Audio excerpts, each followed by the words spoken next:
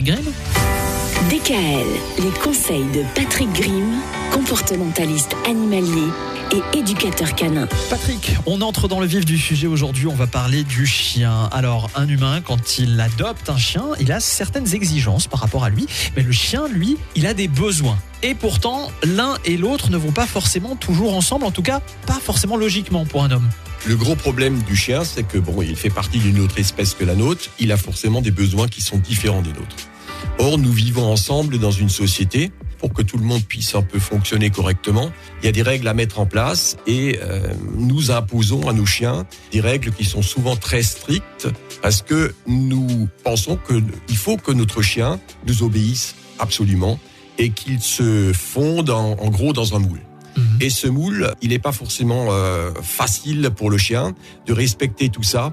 C'est des contraintes très importantes et nous en rendons pas compte. Nous pensons juste que nous sommes là, que nous sommes les chefs et nous imposons malheureusement à notre toutou certaines choses. Alors, il faut naturellement pas le laisser faire n'importe quoi, mais on va voir à travers les exemples que je vais citer où sont les difficultés. Première difficulté, et on n'y pense pas forcément, c'est qu'un chien, ça n'est pas un marcheur.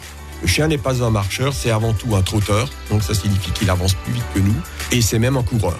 Donc ça signifie que quand le chien se promène, souvent on voit qu'il marche naturellement plus vite que nous. Il avance plus vite parce que justement il trotte. La vitesse normale d'un humain, en gros, en vitesse de croisière, on va dire c'est à peu près 3 à 5 km/h. Le chien, il est à entre 10 et 15.